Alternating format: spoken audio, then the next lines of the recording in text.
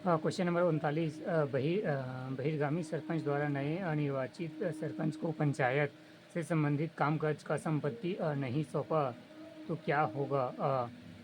पहला, उपखंड अधिकारी राजस्व द्वारा बहिर्गामी सरपंच को नोटिस जारी किया जाएगा। तहसीलदार द्वारा बहिर्गामी सरपंच को नोटिस जारी किया जाएगा। सही। तीसरा, ऐसे बहिर्गामी सरपंच को दोषी पाए जाने पर 5 वर्ष की अवधि के लिए पंचायत का सदस्य का पदधारी होने के लिए न्यायिक किया जाएगा। गलत। 4, ऐसे बहिर्गामी सरपंच को दोषी पाए जाने पर 6 वर्ष की अवधि के लिए पंचायत का सदस्य या पदधारी होने के लिए निहित होगा। पाँचवा, चौथा सही है। पाँचवा, राज्य सरकार की बहिर्गामी सरपंच पर लगी ऐसी निहरताओं को हटा या कम कर सकती है।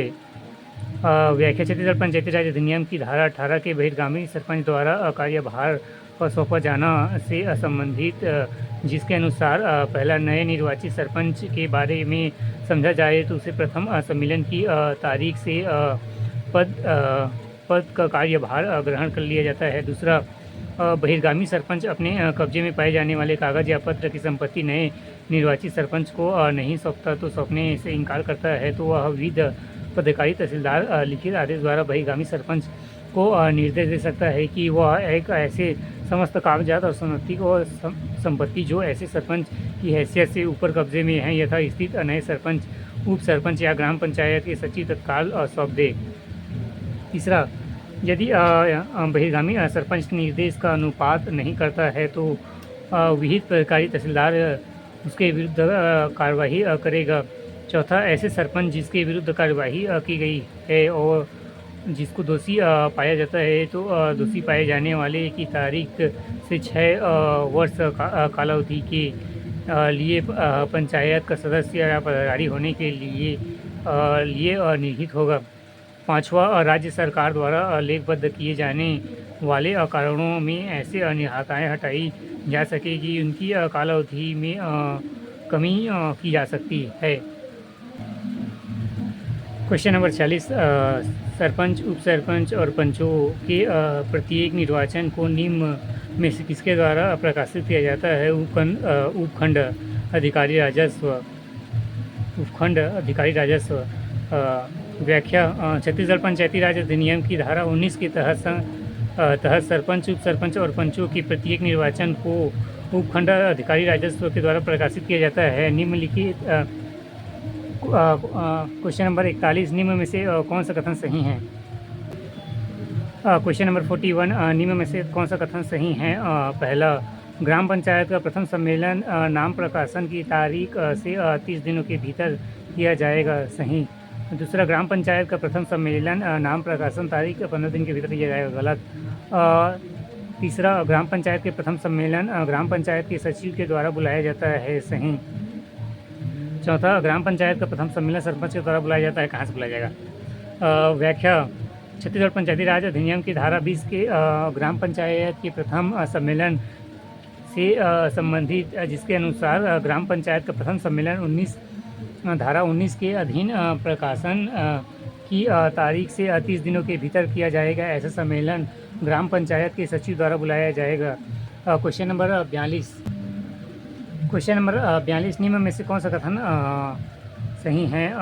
पहला, ग्राम पंचायत के पदाधिकारी प्रथम सम्मेलन की तारीख से 5 वर्ष का पद धारण करते हैं। सही।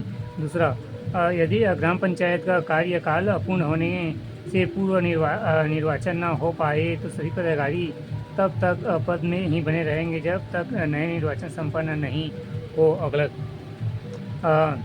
व्याख्या, ग्राम पंचायत के पदाधिकारी प्रथम सम्मेलन की तारीख से 5 वर्ष के लिए पद धारण करेंगे, इससे अधिक नहीं। यदि ग्राम पंचायत का कार्यकाल पूर्ण होने से पूर्व निर्वाचन न हो पाए तो पंचायत का कार्यकाल पूर्ण होने की पंचायत विघटन हो जाएगा। Question number 43। क्वेश्चन नंबर 43, मान लीजिए कोई व्यक्ति पंच सरपंच दोनों चुनाव के साथ जीत जाता है और वह निर्वाचित होने की तारीख से 10 दिन के भीतर कलेक्टर को सूचना नहीं देता है कि वह कौन सा पद रचना चाहते हैं तो वह केवल सरपंच बना रहेगा। व्याख्या, छत्तीसगढ़ पंचायती राज अधिनियम की धारा 41 के अनुसार कोई व्यक्ति पंचायत में से एक अधिक पद धारण नहीं कर सकता है जिसमें अप्रत्यक्ष चुनाव होते हैं। पंचायत में 4 ऐसे पद हैं जिसके लिए प्रत्यक्ष चुनाव होते हैं: जिला पंचायत सदस्य, जनपद पंचायत सदस्य, ग्राम पंचायत सरपंच एवं ग्राम पंचायत पंच। अंततः एक व्यक्ति पंचायत के अधिकतम 4 पदों के लिए चुनाव लड़ सकता है। अगर वह एक से अधिक पदों पर चुनाव जीत जाता है तो वह 10 दिनों के भीतर यह तय करेगा कि कलेक्टर या अतिरिक्त कलेक्टर को यह बताना होगा कि पद में रहना चाहता है। अगर वह नहीं बताता तो जो छोटा पद होगा वह रिक्त हो जाएगा। प्रश्नानुसार पंच और सरपंच में छोटा पंच है वह रिक्त हो जाएगा और वह व्यक्ति सरपंच बन जाएगा। Question number 44। क्वेश्चन नंबर 44 निम्न में से कौन सा कथन सत्य है? पहला, कोई व्यक्ति पंचायत में अधिकतम 2 पदों के लिए चुनाव लड़ सकता है। गलत। पंचायत में। दूसरा, व्यक्ति पंचायत में एक से अधिक पद एक साथ धारण नहीं कर सकता है। गलत। तीसरा, यदि कोई व्यक्ति एक से अधिक पदों का निर्वाचित हो जाता है तो उसे 10 दिनों के भीतर कलेक्टर को सूचना देना होगा कि वह कौन सा पद में रहना चाहता है 10 दिनों के भीतर। चौथा, यदि कोई व्यक्ति एक से अधिक पदों का निर्वाचन हो जाता है तो 15 दिनों के भीतर कलेक्टर को सूचना देना होगा कि वह कौन सा पद धारण करना है 10 दिनों के भीतर है। व्याख्या बनाने वाला है। Question number 45। क्वेश्चन नंबर 45 निम्न में से क्या सही है? पहला, एक मतदाता पंच और सरपंच का चुनाव एक साथ लड़ सकता है। सही।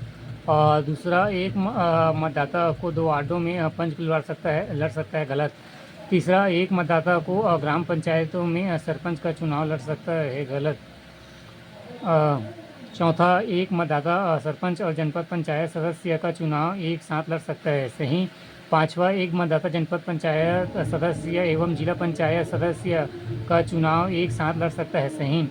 छठवां, एक मतदाता 2 निर्वाचन क्षेत्रों में जनपद पंचायत सदस्य का चुनाव लड़ सकता है। सही। सातवां, एक मतदाता 2 निर्वाचन क्षेत्रों से जिला पंचायत सदस्य का चुनाव लड़ सकता है। गलत। आठवां, एक मतदाता सरपंच और जिला पंचायत सदस्य का चुनाव लड़ सकता है। सही। व्याख्या, पंचायत में 4 ऐसे पद जिनके प्रत्यक्ष चुनाव होते हैं: जिला पंचायत सदस्य, जनपद पंचायत सदस्य, ग्राम पंचायत सरपंच एवं ग्राम पंचायत पंच। अंततः एक व्यक्ति अधिकतम 4 पदों के लिए चुनाव लड़ सकता है, परंतु समान पद के लिए वह 2 जगह से चुनाव नहीं लड़ सकता है।